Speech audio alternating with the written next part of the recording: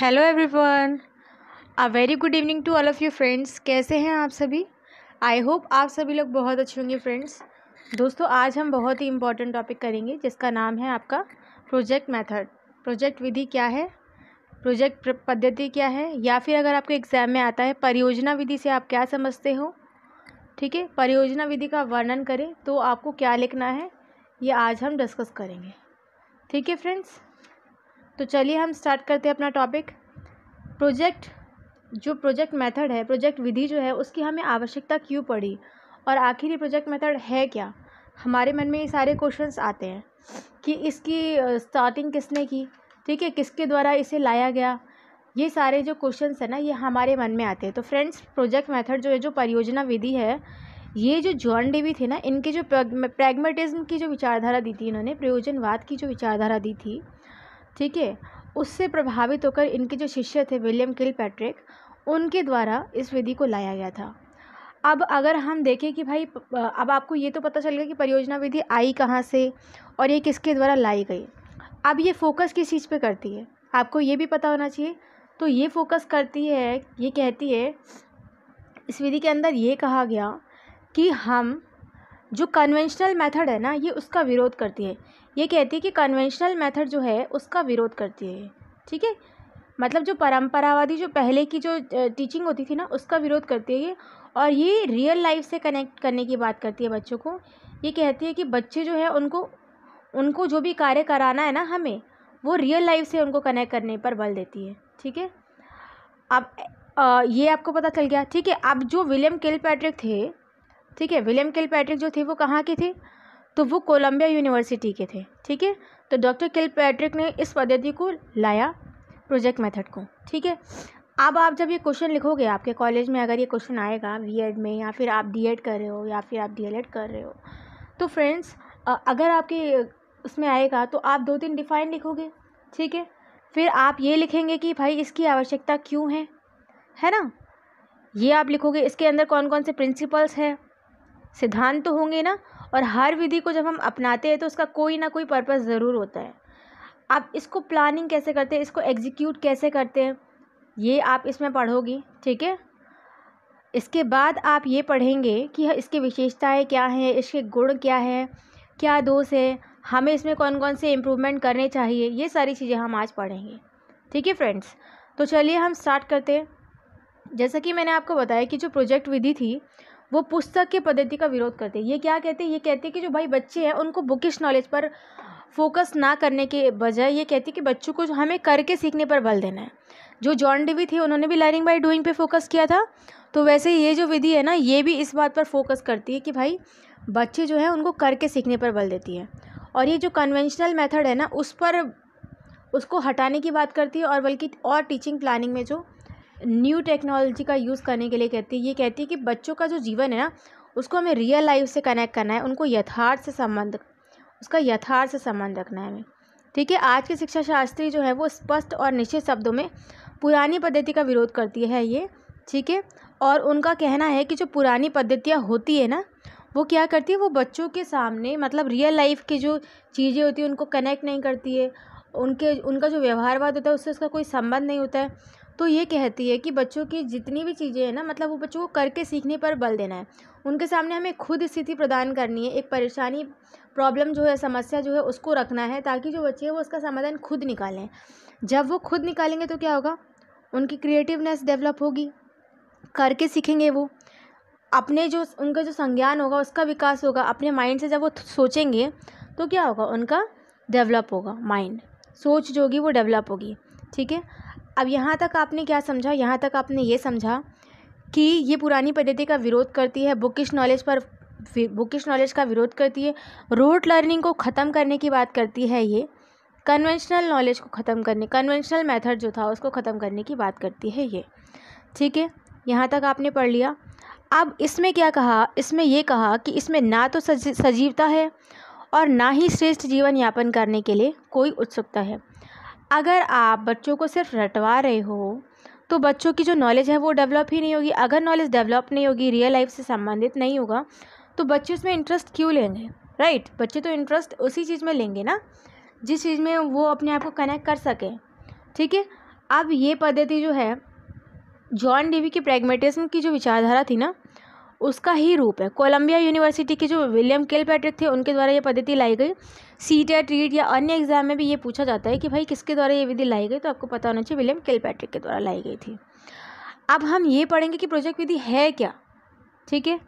अब बहुत सारे विद्वानों ने अपने अपने अकॉर्डिंग उसकी डिफ़ाइन दी, किसके अनुसार क्या है ये हम देखते हैं। आपको अपने एग्ज़ाम में सिर्फ 1 से 2 डिफ़ाइन लिखनी है, ठीक है। अगर आप अपने एग्ज़ाम में 2-3 डिफ़ाइन लिख देते हो तो आपका जो आंसर है वो अट्रैक्टिव हो जाता है, ठीक है। विलियम किलपैट्रिक ने क्या कहा? विलियम किलपैट्रिक ने कहा कि प्रयोजन एक तन्मयतापूर्ण और उद्देश्यपूर्ण क्रिया है जिसका सामाजिक वातावरण में विकास होता है। जब आप कोई भी प्रोजेक्ट मेथड दे रहे हो तो जाहिर सी बात है उसका कोई ना कोई पर्पस होगा। बिना पर्पस के कोई भी प्रोजेक्ट हो ही नहीं सकता अगर उसका कोई उद्देश्य नहीं है तो, ठीक है। इसीलिए उद्देश्यपूर्ण क्रिया है जो हम कहाँ से करते हैं, समाज में करते हैं, तो जिससे क्या होता है सामाजिक वातावरण में विकास होता है। जब बच्चे समाज में उस एक्टिविटी को करेंगे तो उनका क्या होगा, डेवलप होगा, उनका कॉग्निटिव डेवलपमेंट होगा, ठीक है। करके सीखने पर बल दिया जाएगा। फिर व्हाटन कहते हैं कि समस्या ही एक प्रोजेक्ट है, यानी कि अगर आप बच्चों के सामने प्रॉब्लम क्रिएट कर रहे हो और बच्चा उसका समाधान निकाल रहा है, उसमें अपने आप को वो स्वयं क्रियाशील रहता है बच्चा, ठीक है, तो यह बात जो है स्मरणीय है कि केवल यांत्रिक मतलब सिर्फ मैकेनिकल चीज़ों पर फोकस नहीं किया है बल्कि व्यवहारवाद पर बल देता है। क्योंकि जब बच्चे खुद करके सीख रहे हैं, किसी ऐसा नहीं है वो किसी मेथड पे या किसी मैकेनिकल यंत्र पे डिपेंड है, बल्कि वो खुद करके सीख रहे हैं और समस्या का समाधान निकाल रहे हैं। अब W शॉर्ट्स ने क्या कहा? उन्होंने कहा कि भाई प्रचलित शिक्षा प्रणाली जो है उसमें विविध संगठन जो है वो इस प्रकार होते हैं कि सिद्धांत जो है वो पहले पढ़ाए जाते हैं, लेकिन प्रोजेक्ट विधि में क्या होता है, इस विधि में पहले समस्या रखी जाती है। जब आप समस्या रखोगे तो बच्चे जो है वो क्या करेंगे, वो उसका समाधान निकालेंगे, ठीक है। और सिद्धांत निकालते हुए विद्यार्थी क्या करेगा, आवश्यकता अनुसार सिद्धांतों का निर्माण करेगा। वहीं पे स्टीवेंसन ये कहते हैं कि जो प्रोजेक्ट है वो क्या है, वो एक समस्या मूलक कार्य है, ठीक है, जिसे प्राकृतिक वातावरण में पूरा किया जा सकता है, ठीक है। वलार्ड कहते हैं कि प्रोजेक्ट जो है वो क्या है, वो वास्तविक जीवन का अंग है, यानी कि आपकी रियल लाइफ से कनेक्ट है, आपकी रियल लाइफ का ही एक पार्ट है जिसे स्कूल में लाया जाता है।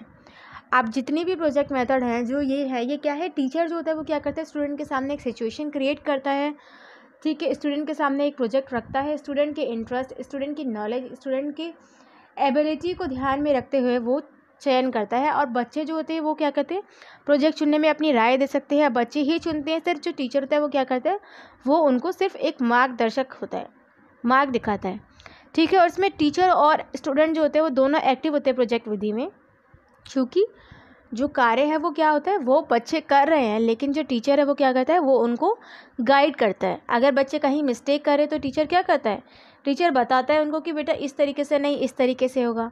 ये सारी चीज़ें होती है इसके अंदर, ठीक है। और इसमें क्या होता है, ग्रुप में मतलब कोऑपरेशन की जो चीज़ें होती है ना, कोऑपरेटिव जो समूह कार्य जो होता है, टीम टीचिंग जो होती है, उसके लिए बच्चों को उसके लिए बच्चों को क्या किया जाता है, गाइड किया जाता है। बच्चों को जो सामाजिक विकास होता है ना, वो इसके अंदर होता है, ठीक है। यहाँ तक आपको ये सारी चीज़ें आई होप क्लियर हो गई होंगी, ठीक है। प्रोजेक्ट शिक्षात्मक कार्य की एक कड़ी है जिसका महत्वपूर्ण तत्व क्या है, निश्चित और ठोस निष्पक्ष, ठीक है। अब इन सारे राइटर्स की डिफाइन से अगर हम सार निकालें, अगर हम इसे समराइज़ करें, तो समराइज़ करने के बाद हमारे सामने क्या क्या चीज़ें हमारे समक्ष क्या क्या चीज़ें निकल कर आती हैं, ये हम देखेंगे। अब आपने ये पढ़ा कि भाई प्रोजेक्ट मेथड क्या है, किसके द्वारा लाया गया और विविध राइटर्स ने क्या क्या कहा इसके बारे में, है ना। आपको इतनी सारी चीज़ें समझ आ गई कि प्रोजेक्ट मेथड जो है वो बुकिश नॉलेज को अवॉइड करता है, वो अवॉइड करता है इस चीज़ को कि जो बच्चे हैं वो सिर्फ कन्वेंशनल नॉलेज पर डिपेंड रहे, वो आज की नॉलेज को ना, मतलब रियल लाइफ से अगर नॉलेज कन्वे नहीं हो पा रही है, अगर रियल लाइफ से संबंधित नहीं है, तो वो इस चीज़ का विरोध करता है। वो कहता है कि बच्चों को हम किसी यंत्र पर या किसी मैकेनिकल थिंग्स पर हम उन्हें डिपेंड नहीं रहने दे सकते, बल्कि हमें क्या करना है, हमें बच्चों को लर्निंग बाय डूइंग, खुद करके सीखने पर बल देना है हमें, ठीक है। तो अब आपके समक्ष ये सारी चीज़ें आती हैं निकल के कि जो ये उद्देश्यपूर्ण है, यानी कि अगर प्रोजेक्ट आपने बच्चों को दिया, कि आपको प्रोजेक्ट दिया आपने बच्चों को प्रोजेक्ट दिया, ठीक है। अब आपने अगर प्रोजेक्ट दिया तो बच्चे क्या करेंगे, उस वर्क को करेंगे, ठीक है। अगर आपने बच्चों को कहा कि बेटा आप लोगों को क्या करना है, आप लोगों को आपने बच्चों को कोई सा भी कार्य दे दिया। आपने बोला कि आपको एक मिक्सी का मॉडल बना के लाना है, मतलब जैसे बनाते थे ना स्कूल्स में, कूलर बना के लाना है तो बच्चे उसमें मोटर फिट करते हैं, पंखुड़ी लगाते हैं, ये सारी चीज़ें करते हैं, उसको ऑन करने की कोशिश करते हैं, क्या क्या। तो ग्रुप में हम उसको 6-6 7-7 बच्चों को एक एक मॉडल दे देते थे हम स्कूल्स में। हम ये कह देते थे कि चलो आपको ना मतलब बल्ब कैसे ग्लो होता है ये आपको बताना है। तो बच्चे क्या करते थे, बल्ब लेकर आते थे, उसे वायर से अटैच करते थे, पॉजिटिव नेगेटिव ये वो। अब फिर आप स्विच में कनेक्ट करते थे, फिर वो उसे शो करते थे कि किस तरीके से जला बल्ब, है ना। ये सारे मेथड, जैसे आपने अगर स्कूल में बच्चों को बोला कि बेटा आपको फर्स्ट एड बॉक्स बना के लाना है, उसमें ये सारी चीज़ें करनी है, कोई सा भी मॉडल आपने बच्चों को दिया, तो अगर आप उसे प्रोजेक्ट को दे रहे हो बच्चों को, तो बच्चे क्या करेंगे, एक्टिव रहेंगे, है ना। अब वो इसे क्या करेंगे, वो प्राकृतिक वातावरण में ही क्रियाशील रहेंगे, ठीक है। स्कूल में क्या होगा, वास्तविक जीवन की ये झलक है, स्कूल्स में आप कराओगे इसको, स्कूल से बाहर कराओगे, बट आप इसको दोगे तो स्कूल में ही ना। ठोस और निश्चित निष्पत्ति है, समस्यामूलक क्रियाशीलता, यानी कि अगर आपने बच्चों को बोला कि आपको कोई सा मॉडल बनाना है, थोड़ा टफ मॉडल दे दिया आपने बड़ी क्लासेस के बच्चों को, ठीक है। और फिर अब ये क्या है, इसमें समस्यामूलक क्रियाशीलता है। अब अगर आपने मॉडल दिया कि बल्ब कैसे ग्लो करता है, इसको करना है, लेकिन अब बच्चों के अकॉर्डिंग तो ये टफ है, तो बच्चों के लिए तो भाई ये प्रॉब्लम है ना, तो बच्चे क्या करेंगे, इसमें क्रियाशील रहेंगे और अनेक समस्याओं को सुलझाने की क्रियाशीलता रहेगी उनके अंदर, ठीक है। ये सारी चीज़ें आपने देखी, तन्मयतापूर्ण क्रियाशीलता होती है। सामाजिक वातावरण में क्रियाशील, यानी कि बच्चे जो होते हैं वो क्या होते हैं, अब टीम वर्क करेंगे तो क्या होगा, उनके साथ समूह में कार्य करने की जो उनके अंदर क्रियाशीलता है वो डेवलप होगी, ठीक है। व्यवहारिक समस्याएं जो होंगी वो उनका समाधान निकालने में स्वयं को समर्थ पाएगा, ठीक है। यहाँ तक आई होप आप लोगों को क्लियर हुआ होगा फ्रेंड्स। अब हम चलते हैं प्रोजेक्ट विधि के सिद्धांत पे, कि प्रोजेक्ट विधि का मुख्य सिद्धांत क्या है, अब इसकी क्या क्या प्रिंसिपल्स हैं ये देखेंगे हम। तो जैसा कि आपने सुना और जैसा कि आपने समझा कि प्रोजेक्ट विधि जो है ये एक क्रियाशीलता का सिद्धांत है, यानी कि जो इसमें क्या होता है, इसमें बच्चे एक्टिव रहते हैं, ठीक है। बच्चे स्वभाव से ही क्रियाशील हैं, उन्हें कोई ना कोई क्रिया करते रहने में ही आनंद आता है। जो बच्चे वो क्या होते हैं, जब वो स्वयं को किसी ना किसी कार्य में संलग्न रखते हैं ना, तो उनको इंटरेस्ट आता है, उनके अंदर उत्सुकता या उनकी जो क्यूरोसिटी है वो जॉय फील करते हैं, अपने आप को एंजॉय करते हैं, ठीक है। इसीलिए उनकी जो ये क्यूरोसिटी है, जो क्रिएटिवनेस है, इन सारी चीज़ों को डेवलप करने के लिए ज़रूरी है कि हम उन्हें क्रियाशील बनाए रखें। अतः बच्चों को ऐसे अवसर जुटाने चाहिए जिससे वे क्रियाशील रहें। शारीरिक और मानसिक दोनों प्रकार की क्रियाओं को स्कूल में आयोजन होना चाहिए, ताकि जो बच्चे हैं वो क्या करें, वो कार्य करते हुए शिक्षा भी प्राप्त करें और वो अपने रियल लाइफ में आगे भी जो भी प्रॉब्लम्स अगर कभी आती तो वो उसको अपने एक्सपीरियंस से सॉल्व आउट कर सकें, ठीक है। अब हम अगर आगे देखें तो आगे क्या है, ये सामाजिक अनुभव का सिद्धांत है, यानी कि भाई अगर बच्चे जो है वो सामाजिक अनुभव का सिद्धांत कैसे, जो बच्चा है वो क्या है, वो एक सामाजिक प्राणी है, राइट। अब बच्चा सामाजिक प्राणी है, अगर वो उससे ग्रुप में टीचिंग करेंगे हम, तो उसके अंदर क्या होगा, मतलब कोऑपरेटिवनेस की जो भावना है वो डेवलप होगी उसके अंदर, है ना। समूह में कार्य करना जो है वो बच्चा सीख जाएगा। तो ये सारी चीज़ें जो है ये इसके पॉजिटिव एस्पेक्ट है, ठीक है, यही है इसके अंदर। इसके बाद नेक्स्ट है, ये है आपका नेक्स्ट स्वतंत्रता का सिद्धांत। इसमें क्या होता है, बच्चों को कार्य करने की जो होती है स्वतंत्रता होती है, उन्हें किसी भी प्रकार से कोई भी बर्डन नहीं दिया जाता, ना ही उनको प्रेशराइज़ किया जाता है कि आपको इतना काम करना है मतलब इतना करना ही है, ऐसा कुछ नहीं है। फ्री होते हैं वो, किसी भी काम का उससे प्रेशर नहीं किया जाता, ना ही उन पर कोई भी प्रतिबंध होता है, स्वतंत्र होते हैं वो, ठीक है। उनको पूर्णतः स्वतंत्रता प्रदान की जाती है। नेक्स्ट है उद्देश्य का सिद्धांत, यानी कि अगर आप कोई भी प्रोजेक्ट कर रहे हो, तो अगर आपका कोई भी पर्पस नहीं है तो फिर वो कोई भी प्रोजेक्ट हो ही नहीं सकता, ठीक है। उद्देश्य क्या है, एक महान प्रेरणा है जो बच्चों को लक्ष्य तक पहुंचने के लिए उत्सुक रहती है। भाई बच्चे जो होते हैं वो, उनका इंटरेस्ट क्यों होता है, अगर उन्हें बल्ब बनाना है तो जब तक बल्ब ग्लो नहीं करेगा तब तक वो खुश ही नहीं हो पाएंगे, उनका जो प्रोजेक्ट मेथड था वो कंप्लीट ही नहीं हुआ, है ना। तो वो उस कार्य को करने में लगे रहेंगे, उनके अंदर क्यूरियोसिटी रहेगी जब तक उनका जो कार्य है ना, क्यूरियोसिटी रहेगी जब तक उनका जो कार्य है वो पूरा नहीं हो जाता, ठीक है। बच्चे के मस्तिष्क में निश्चित कल्पना होनी चाहिए। इमेजिनेशन, यानी कि वो इमेजिन करेंगे कि भाई कैसे कैसे हमें क्या क्या करना है, क्या क्या नहीं करना, ठीक है। उद्देश्य शिक्षा प्राप्ति का उत्प्रेरण है। उद्देश्य रहित और निरर्थक कार्यक्रम में बच्चों की रुचियों को जागृत नहीं किया जा सकता। अगर कोई प्रोजेक्ट का कोई भी पर्पस नहीं है तो हम बच्चों को, जो बच्चे की नॉलेज है, हम उसे डेवलप नहीं कर सकते और ना ही उनका इंटरेस्ट डेवलप कर सकते, ठीक है, और ना ही वो एक मतलब गुड प्रोजेक्ट और एक सक्सेसफुल प्रोजेक्ट कहलाएगा। अब हम पढ़ेंगे अनुभव का सिद्धांत। अनुभव का सिद्धांत क्या होता है? ये एक कहावत है कि अनुभव एक श्रेष्ठ अध्यापक है, राइट। इस पद्धति में बच्चे अनुभव के द्वारा ही नई नई चीज़ें या नई नई बातें या नए नए आइडियाज़ को क्रिएट करते हैं, बातों को सीखते हैं, ठीक है। तो एक्सपीरियंस क्या है? एक श्रेष्ठ अध्यापक है। यानी कि अगर मैं आपको कोई भी चीज़ सिखा रही हूँ तो मैं अपने एक्सपीरियंसेस आपके साथ शेयर करूँगी। जो भी आइडियाज़ है, जो भी टेक्नोलॉजीज़ की जो नॉलेज है या जो भी स्ट्रेटजीज़ हैं, जो भी प्लानिंग है, वो मैं आपके साथ क्या करूँगी? अपने एक्सपीरियंसेस को शेयर करूँ, राइट। नेक्स्ट है आपका उपयोगिता का सिद्धांत। उपयोगिता का सिद्धांत, ज्ञान तभी उपयोगी है जब वो क्रियात्मक हो। शिक्षा का परंपरागत सिद्धांत पुस्तकीय और मौखिक शिक्षा को ही महत्व देता है। अगर हम देखें तो जो कन्वेंशनल मेथड था, कन्वेंशनल मेथड में क्या होता था? सिर्फ रटने पे, सिर्फ रोट लर्निंग पे, बुकिश नॉलेज पे फोकस किया जाता था। बट इसमें ऐसा नहीं है, प्रोजेक्ट मेथड में ऐसा नहीं है। प्रोजेक्ट मेथड जो है वो अर्जित ज्ञान जो है उसमें बहुत ही उपयोगी है, ठीक है। पद्धति के द्वारा विभिन्न रुचियाँ जो हैं, जो मूल्य हैं, जो एथिक्स हैं, जो इंटरेस्ट है, उन सब को डेवलप किया जाता है इसमें, ठीक है। व्यवहारिक और रचनात्मक दृष्टि से लाभदायक है। कि वास्तविकता का सिद्धांत, यानी कि जीवन जो है वो क्या है? यथार्थ है। अतः जीवन में शिक्षा यथार्थ ही होनी चाहिए। प्रोजेक्ट विधि जो है वो रियल लाइफ से कनेक्टेड होनी चाहिए, रियल कंडीशन से संबंधित होनी चाहिए, ताकि हम बच्चों को परिचित करा सकें, ठीक है। यहाँ तक आपको समझ आ गया। अब हम देखेंगे कि भाई प्रोजेक्ट विधि के विभिन्न मेथड कौन कौन से हैं, मतलब स्टेप्स कौन कौन से हैं। सबसे पहले आप क्या करोगे? सबसे पहले आप स्थिति का चुनाव करोगे। जो आप प्रोजेक्ट कर रहे हो उसके लिए जगह चूज़ करोगे, है ना, कंडीशन क्या है, ये सब चूज़ करोगे। तो इसके लिए क्या है, किसी भी प्रोजेक्ट को मतलब अहितकार है, बच्चों को क्या चाहिए? बच्चों को चाहिए कि वो स्वयं प्रोजेक्ट का चुनाव करें, मतलब बच्चे ही चुनाव करेंगे, लेकिन जो टीचर है वो क्या करेगा? वो उनकी वास्तविक स्थिति का आयोजन करेगा। टीचर जो है वो बच्चों को एडवाइस देगा कि उन्हें किस चीज़ का चुनाव करना है, किस चीज़ का नहीं। बच्चों के सामने जो भी चीज़ें हैं वो टीचर गाइड करेगा। बच्चों के इंटरेस्ट, बच्चों की एबिलिटी, बच्चों के नॉलेज, बच्चों के नेचर, इन सब चीज़ों को ध्यान में रख करके हम स्थिति का आयोजन करते हैं, जिससे जो बच्चे हैं वो अपनी आवश्यकता के अनुसार कार्य करने के लिए प्रेरित हो। जैसे स्टीवेंसन ने बिजली की घंटी को ठीक करने के लिए प्रोजेक्ट चलाया था, ठीक है। नेक्स्ट है चुनाव और उद्देश्य।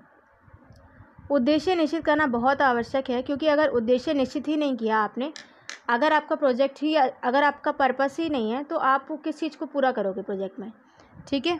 यही एक केंद्र है, ठीक है। आपको एक उद्देश्य लेकर के चलना होता है। ये एक केंद्र बिंदु, सेंटर जो है हमारा वो है पर्पस, ठीक है। प्रोजेक्ट का चुनाव करने के बाद हम क्या करते हैं? हम किसी न किसी आवश्यकता या उद्देश्य को अवश्य पूरा करें। जहाँ तक हो सके उद्देश्य ऐसा निश्चित करें जिससे कि क्या हो, जो सभी श्रेणी के जो व्यक्ति है ना वो उसको एक्सेप्ट करें, किसी को कोई प्रॉब्लम ना हो, ठीक है। और जहाँ तक हो सके ना उद्देश्य ऐसा निश्चित होना चाहिए कि सभी को स्वीकार हो। अध्यापक को जल्दी में ही सिर्फ प्रोजेक्ट का चुनाव नहीं करना चाहिए, बल्कि ऐसा पर्पस रखना चाहिए ताकि जो सभी स्टूडेंट हैं उनको एक्सेप्टेबल हो और उन सबको अच्छा लगे, है ना। अगर कोई भी विद्यार्थी जो है वो कोई एडवाइस देना चाहता है या अपना कोई व्यू देना चाहता है तो वहाँ पे वो दे सकता है। फिर है आपका प्लानिंग। प्लानिंग क्या होती है? जितनी अच्छी प्लानिंग होगी ना उतना ही अच्छा रिजल्ट होगा। अगर आपने किसी भी चीज़ को सिर्फ करने चले गए लेकिन आपने प्लानिंग नहीं की, तो फिर आपका रिज़ल्ट जो है, आपकी जो अचीवमेंट्स है, आपका जो गोल है, वो आपको प्राप्त उतना अच्छे तरीके से नहीं होगा, ठीक है।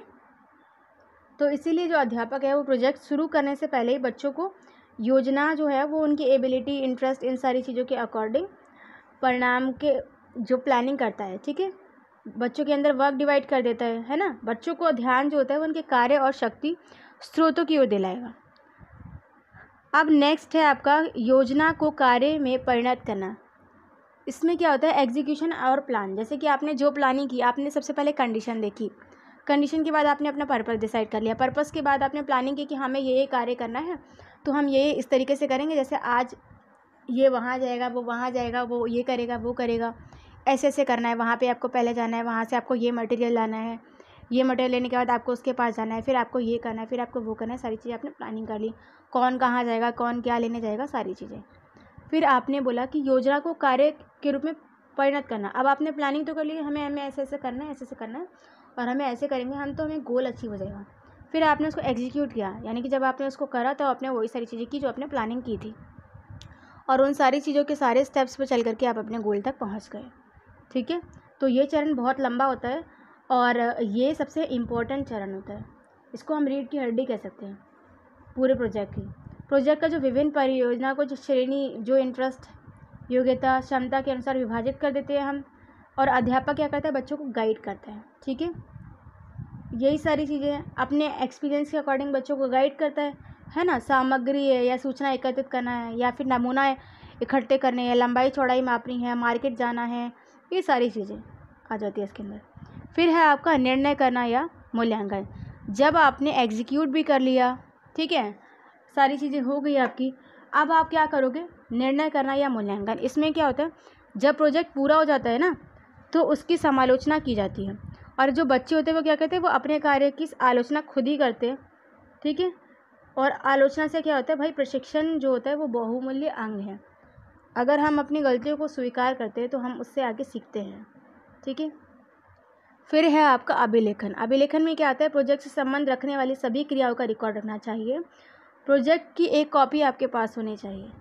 ठीक है, और उसमें आपका जो पर्पस था, आपके क्या क्या उद्देश्य थे, है ना, आपने क्या क्या चीज़ें चुनी थी, क्या क्या इसके अंदर रिस्पॉन्सिबिलिटीज़ थी, क्या क्या समस्याएं आई, ठीक है, आपका कैसा अनुभव रहा, आपने क्या क्या चीज़ें सीखी, है ना, ये सारी चीज़ें आपके इसके अंदर होनी चाहिए। ठीक है, स्थिति का निर्माण कैसे हुआ, कैसे आपने प्रोजेक्ट का चुनाव किया, कौन कौन सी चीज़ें इसके लिए मुख्य उत्तरदायित्व थी, ठीक है, क्या क्या कठिनाइयाँ आई, कौन कौन से अनुभव गेन किया आपने, ये सारी चीज़ें। अब हम देखेंगे भाई प्रोजेक्ट की विशेषताएं क्या हैं, क्या क्या क्वालिटीज़ हैं। सबसे पहले प्रोजेक्ट जो होता है वो हमें क्या करता है, लर्निंग बाय डू। अगर हम कोई भी चीज़ खुद करके सीखते तो वो हमें लंबे समय तक याद रहती है, हमारे आगे के लाइफ एक्सपीरियंसेस में काम आती है। अगर लाइफ में कभी ये प्रॉब्लम दोबारा आएगी तो हम उसके लिए हमेशा प्रिपेयर रहेंगे। ठीक है, अब यहाँ पे हमें ये ध्यान रखना होता है कि जो समय है ना, जो भी समानुकूल, यानी कि जो बच्चों को प्रोजेक्ट देते हैं हम, वो बच्चे को खेल और व्यवसाय से संबंधित होना चाहिए। ठीक है, और जो प्रोजेक्ट होता है वो बच्चे की मानसिक अवस्था के अनुसार होना चाहिए। ऐसा नहीं कि आपने 5th क्लास के बच्चे को 10th क्लास का प्रोजेक्ट उठा के दे दिया। जो बच्चे का लेवल है, जो बच्चे का इंटरेस्ट है, जो बच्चे की क्यूरियोसिटी है, उसके अकॉर्डिंग देना चाहिए हमें। उनकी जो एबिलिटी है, उनका जो नॉलेज लेवल है, उसके अकॉर्डिंग देना चाहिए। जो प्रोजेक्ट है वो इंटरेस्टिंग होना चाहिए, वरना बच्चे अगर इंटरेस्ट नहीं लेंगे तो प्रोजेक्ट में कोई रुचि नहीं दिखाएंगे। मितव्यय, यानी कि ये इसमें बहुत ज़्यादा पैसे वेस्ट नहीं होने चाहिए, बहुत ज़्यादा पावर वेस्ट नहीं होनी चाहिए, मतलब बहुत ज़्यादा शक्ति श्रम वेस्ट नहीं होना चाहिए, बहुत ज़्यादा पैसे वेस्ट नहीं होने चाहिए, समय का दुरुपयोग नहीं होना चाहिए। इसके बाद है सहयोग, यानी कि बच्चों के अंदर व्यक्तिगत और सामाजिक रूप से सोचने विचारने की क्षमता होनी चाहिए। व्यवहारवाद पर बल देता है, उनकी मानसिक और शारीरिक शक्ति पर बल देता है। उसके बाद है आपका उपयोगिता, यानी कि व्यवहारिक उपयोगिता की अपेक्षा भी नहीं की जा सकती। प्रोजेक्ट जो है वो क्या करता है, वो हमें रियल लाइफ से कनेक्ट करता है, रियल लाइफ से संबंधित होना चाहिए, ताकि जो उनके जीवन में अगर वो प्रॉब्लम्स आए तो वो उसको शॉर्ट आउट कर सके। फिर है आपका चुनौतीप्रद प्रोजेक्ट, ना तो बहुत आसान होना चाहिए और ना ही बहुत ज़्यादा कठिन। अगर बहुत आसान होगा तो बच्चे एम ही कर देंगे, है ना, और बहुत ज़्यादा टफ होगा तो बच्चे कर ही नहीं पाएंगे। तो इसीलिए ये ध्यान रखना है हमें। ठीक है, ताकि बच्चे इसमें बढ़ चढ़ कर भाग ले और शक्तियों को चुनौती दे। अनुभव प्रदान, यानी कि प्रोजेक्ट का चुनाव ऐसा होना चाहिए कि विभिन्न प्रक्रियाओं और विषयों का आपस में समन्वय हो। अब ये गुण क्या है कि भाई आप करके सीखेंगे तो लॉन्ग लाइफ तक याद रहेगा। अभी आपने क्वालिटी पढ़ी थी ना, अब आप गुण पढ़ रहे हो। प्रजातांत्रिक जीवन यापन का प्रशिक्षण, यानी कि बच्चे जो होते हैं फ्रीली होते हैं, अगर वो चाहें तो अपना पॉइंट ऑफ व्यू दे सकते हैं, प्लानिंग बता सकते हैं, कुछ भी कर सकते हैं। फिर है आपका श्रम की महत्वता, यानी कि इसके अंदर क्या कहा जाता है कि भाई ओवर प्रेशराइज नहीं किया जाता है बच्चों को। ठीक है, शिक्षा प्राप्ति के सिद्धांतों पर आधारित, यानी कि इसमें ये कहा गया है कि जो प्रोजेक्ट होता है उसमें क्या होता है भाई, अभ्यास का सिद्धांत है, जितने आप करोगे उतना ही आपकी प्रैक्टिस होगी, क्रियाशीलता डेवलप होगी। तैयारी का सिद्धांत है, इसके लिए तैयार हो जाओगे तो उपयुक्त स्थिति जो है वो प्रस्तुत हो जाएगी। प्रभाव का सिद्धांत है, ठीक है, ये सारी चीज़ें बच्चे तभी सफल हो सकते हैं जब वो प्रभावपूर्ण हो। ठीक है, अब आगे आता है आपका 5वां, विषयों का समन्वय, यानी कि जो भी विषय है उसका चुनाव किया जाता है। समस्या मूलक, मतलब जो अब ये जो समस्या मूलक है, मतलब कि यहाँ पे आप रटने पे बल नहीं दिया जाता, है ना, रटन प्रणाली पर का फोकस नहीं करता, बल्कि जो बच्चे हैं उसकी चिंतन और तर्क शक्ति जो है वो डेवलप होती है। ठीक है, बच्चों में चिंतन और तर्क शक्ति डेवलप होती है। नागरिकता के लिए प्रशिक्षण यानी कि ये पद्धति जो है बच्चों में सहिष्णु, आत्मनिर्भरता और उदारता पर बल देती है। मितव्ययी है ना, उत्साह, खुशी इत्यादि पर बल देती है। डिसिप्लिन मेंटेन करती है, जब बच्चा खुद कार्य में लगा रहेगा तो बातचीत पर फोकस ही नहीं करेगा। ठीक है, अब आगे है इस विधि में क्या क्या दोष है। ये विधि बहुत ज़्यादा खर्चीली है और कई बार ऐसा होता है कि जो चीज़ें होती है उससे रिलेटेड होती ही नहीं है, लेकिन फिर भी उसका संबंध जोड़ रहे हो आप, तो वो फिर फ़ायदा है नहीं। जो बड़ी क्लास के बच्चे हैं उसके लिए ये विधि जो है ये अच्छी नहीं है, क्योंकि बड़ी क्लास का जो करिकुलम होता है वो बहुत ज़्यादा वास्ट होता है। ठीक है, और अगर वो इसके अकॉर्डिंग करे तो उनका जो करिकुलम है वो कंप्लीट ही नहीं हो पाएगा। ठीक है, जो अब ये जो विधि होती है बहुत ज़्यादा खर्चीली होती है, इसमें अधिक समय का भी वो होता है, अधिक श्रम भी लगता है। ठीक है, और इसके अंदर बच्चों को लिखने के, पढ़ने के, जो ड्राइंग है, ये सारी चीज़ें जो होती है वो उनकी कंप्लीट नहीं हो पाती है। इस सब का इनको अवसर नहीं मिलता, इन सब से वो वंचित रह जाते हैं। असमर्थ प्रशिक्षण मतलब एक ही प्रोजेक्ट में सभी विषयों का अध्ययन नहीं किया जा सकता है। बहुत से विषय ऐसे होते हैं जिसके इस पद्धति के द्वारा अध्ययन नहीं किया जा सकता। सेकेंड है अभ्यास की अपेक्षा, यानी कि अब यहाँ पे जो भी चीज़ें हैं ना, गणित है, अध्ययन है, स्पेलिंग है, ड्राइंग है, इन सारी चीज़ों से बच्चे जो है वो वंचित रह जाते हैं, इनका उन्हें अवसर नहीं मिलता। अप्राकृतिक समन्वय मतलब कभी कभी अध्यापक प्रोजेक्ट की सीमा को बहुत ज़्यादा बढ़ा देता है। बहुत ज़्यादा लॉन्ग पीरियड, अगर पीरियड टाइम तक प्रोजेक्ट रहेगा तो बच्चे जो है उनका इंटरेस्ट जो है वो धीरे धीरे ख़त्म हो जाएगा। और लॉन्ग करने का फ़ायदा क्या है, अगर उसका दूर दूर तक कोई संबंध नहीं है। फिर है छोटे बच्चों पर अत्यधिक निर्भरता, मतलब बच्चों के चुनाव पर ही निर्भर रहना उचित प्रतीत नहीं होता। ठीक है, स्थानांतरित बच्चों के लिए अनुपयुक्त, यानी कि एक बच्चा जो सामान्य स्कूल में पढ़ता है वह अपने आप को प्रोजेक्ट पद्धति पर चलाए गए स्कूल के अनुसार नहीं बना सकता, और ना ही ऐसे स्कूल के बच्चों का स्थानांतरण हो सकता है। ठीक है, वहीं अगर हम बात करें कि भाई इसमें बौद्धिक कार्यों की उपेक्षा की जाती है, इसमें क्या होता है, प्रोजेक्ट पद्धति जो होती है वो हाथ के कार्यों को बौद्धिक कार्यों से अधिक महत्व देती है। ठीक है, मतलब कॉग्निशन पर, रीजनिंग पर, इन सारी चीज़ों पर अत्यधिक बल देती है, बल्कि जो हाथ के कार्य जो होते हैं उनकी अपेक्षा करती है। जैसे कि इसमें बच्चों को ड्राइंग का, स्पेलिंग का, राइटिंग का, इन सब चीज़ों के जो अवसर होते हैं वो पर्याप्त रूप से नहीं मिलते हैं। ठीक है, अब बच्चे जो होते हैं वो हमेशा मॉडल को पूरा करने में व्यस्त रहते हैं। फिर होता है समय विभाग चक्र की श्रृंखला, यानी कि इस पद्धति में क्या होता है, बहुत ज़्यादा टाइम कंज्यूम होता है, बहुत ज़्यादा मनी कंज्यूम होती है। स्कूल के जो सारे कार्यक्रम है वो इसी पे विश्रृंखला हो जाते हैं। उपयुक्त पाठ्य वस्तु की कठिनाई, यानी कि प्रोजेक्ट के लिए उपयुक्त पाठ्य वस्तु का निर्माण कोई मामूली कार्य नहीं है। इसके अतिरिक्त प्रोजेक्ट को पूरा करने के लिए आवश्यक सामान बहुत ज़्यादा कीमती होता है। कई बार तो ऐसा होता है कि प्रोजेक्ट तो हो जाता है लेकिन इक्विपमेंट्स जो होते हैं वो सारे प्रॉपर प्रोवाइड नहीं किए जाते हैं। बहुत सारी चीज़ें ऐसी होती है जो रह जाती है, जिसके कारण जो प्रोजेक्ट होता है उसका उद्देश्य प्राप्त भी नहीं हो पाता और वो समय के अनुकूल भी नहीं होता। शर्मीले बच्चों के लिए तो ये बिल्कुल भी उपयुक्त नहीं है, क्योंकि वो इतने शाय होते हैं कि वो खुद ही हेजिटेट होते रहते हैं, है ना। कोऑपरेटिव जो पावर होती है, जो उनका समूह में जो ग्रुप टीचिंग की जाती है उसके लिए वो प्रिपेयर ही नहीं होते। ठीक है, तो उनके लिए जो है ये विधि बिल्कुल भी उपयुक्त नहीं होती है। ठीक है, वो उत्तरदायित्व अपने ऊपर लेते ही नहीं है और हमेशा पीछे रह जाते हैं। फिर है सुयोग्य अध्यापक की कमी। इस पद्धति की सफलता के लिए विद्वान, योग्य और प्रधातन संपन्न अध्यापकों की आवश्यकता है। ज़रूरी है कि जो टीचर है वो एक्सपीरियंस्ड हो। ठीक है, ज़रूरी है कि जो टीचर है वो क्या हो, वो आपका एक्सपीरियंस्ड हो। ठीक है, और अध्यापक की आवश्यकता है कि वो बच्चों के साथ हमेशा एक्टिव रहे, ताकि जो बच्चे हैं उन पर जो अध्यापक जो है भारी बोझ, अध्यापक को ऐसा ना लगे कि सारा उत्तरदायित्व उसने अपने ऊपर लाद लिया है। ठीक है, बल्कि बच्चों के साथ भी वो सारी चीज़ें कराए। ठीक है, वरना सिर्फ बच्चों को नॉलेज डेवलप ही नहीं होगी। अब उपयुक्त विवरण के आधार पर हम ये कह सकते हैं, इस निर्णय पर पहुँचते हैं कि बहुत से दोष तो हैं, अस्वाभाविक भी है और बिना महत्व के भी है ये। ठीक है, और ये रिवाज है कि जब कोई भी पद्धति सामने आती है तो अनावश्यक आलोचना या टीका टिप्पणी की भरमार होती है। हर तरीके से इसको क्रिटिसाइज़ किया जाता है। परंपरागत पद्धति जो है वो परिवर्तनशील समय के अनुरूप सिद्ध हुए। ठीक है, नए सिद्धांत और पद्धति पर विस्तार आवश्यक होना चाहिए। यदि ये उपयोगी और उपयुक्त हैं तो इन्हें स्वीकार कर लेना चाहिए। हालांकि ये खर्चीली है, लेकिन अगर ये नॉलेज पर डिपेंड है, अगर ये self esteem, cognition, interest, creativity, इन सारी चीज़ों को डेवलप करती है तो हमें इस पद्धति को अपनाना चाहिए। और छोटी क्लासेस के लिए तो ये विधि जो है वो बहुत ज़्यादा उपयुक्त है। हालांकि बड़ी क्लासेस के लिए इतनी ज़्यादा उपयुक्त नहीं है, क्योंकि उनका करिकुलम इतना वास्ट होता है कि हम उनको अगर इस मेथड से पढ़ाएं तो उनके जो सारे टॉपिक्स हैं वो कवर ही नहीं हो सकते। ठीक है, हालांकि हम उन्हें 1-2 टॉपिक करा सकते हैं इसके अकॉर्डिंग, बट सारे नहीं। ठीक है, और अब आपने ये सारी चीज़ें पढ़ ली कि भाई प्रोजेक्ट मेथड क्या था। लर्निंग बाय डूइंग पर फोकस करता है। प्रैग्मेटिज्म की विचारधारा जो थी जॉन डेवी की, वो उनके शिष्य को उसने प्रभावित किया। उनके शिष्य जो थे उन्होंने प्रोजेक्ट मेथड को लाया। रोट लर्निंग को हटाता है। ये कन्वेंशनल मेथड की जगह पे ये आपका लर्निंग बाय डूइंग पे फोकस करता है, खुद कार्य करने पर फोकस करता है। ये कहता है कि बच्चों के समक्ष समस्या रखो और बच्चे जो है वो उसका समाधान निकालेंगे। ये सारी चीज़ें